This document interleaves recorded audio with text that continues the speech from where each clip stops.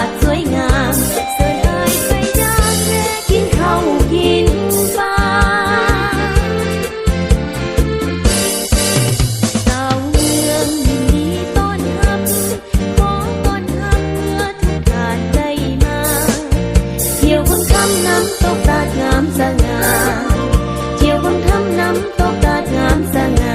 โอ้สายน้ำปลาน้ำเงินน้ำดีลองไหลแม่สายใจสาวเมืองแค่นา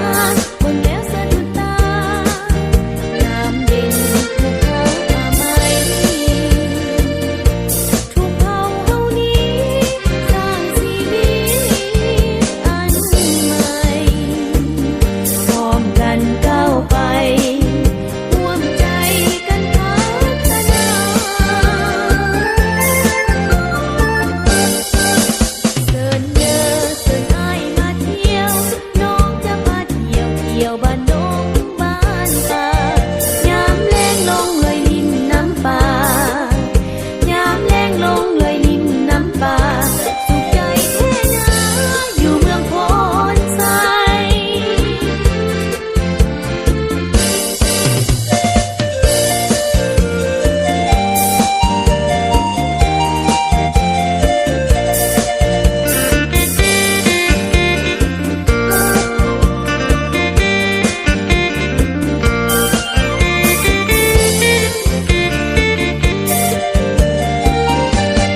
แม่สายใจสาวเมืองแค่นา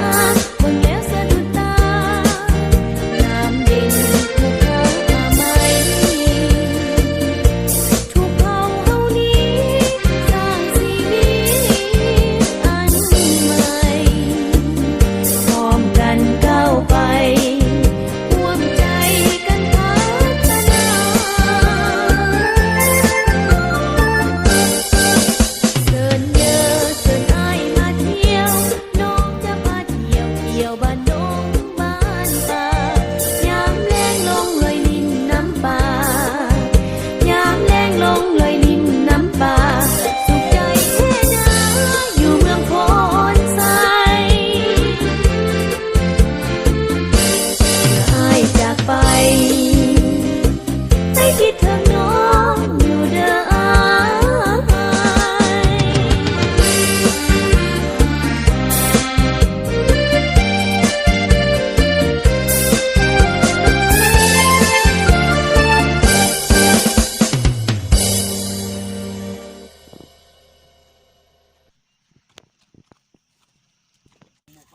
ลักบักแตงโบเขาเด้ออืม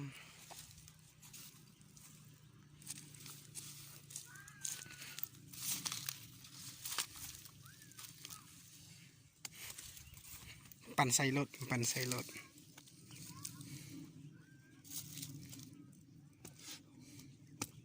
คอยเด้อเห็ดแห้งโอ้เบิ่งนี่อาจสิเฮ็ดเบิ่งนี่ บักห่ามึง อืม แซ่บเอาหวาน กูกินเดี๋ยวว่าบักหาเอ้ยกูมากินแหละ กินได้ไหมกูจะกินได้ไหม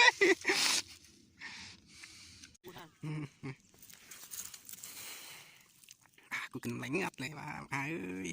เฮ็ดกูได้เนาะมือกองกระยักก็เอาตอนนี้ที่สองใช่ป่ะขอความคิดเห็นหน่อยดูใช่ป่ะ สุดเลยหวานอันนี้แตงโมธรรมชาติใส่ปุ๋ย มีแต่ใส่น้ำส้วมนั่นเนาะ แตงโมหลักแตงโมฟิน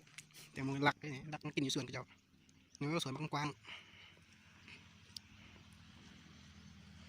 ส่วนแตงโมส่วนสลี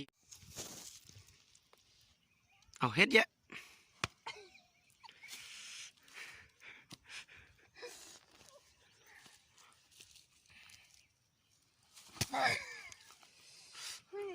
ออกไฟเลยมึงกลัวนี่เสียบบ่อีหล่ะกินบักโมดทุบยันเจ็บหัวดิ อืมแซ่บลีโอ้สั่งตุน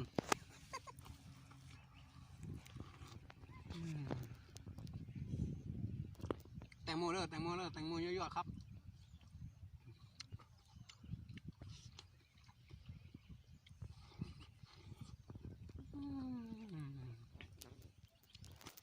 บีมพาสปากเนี่ย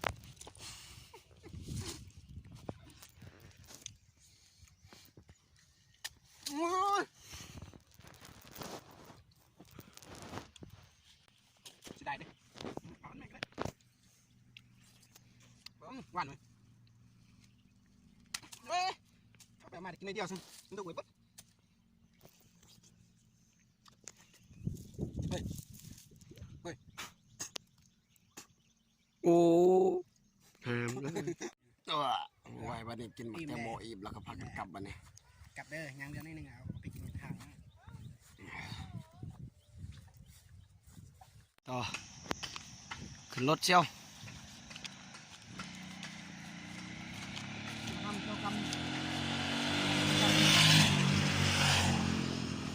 แย่รถเด็ก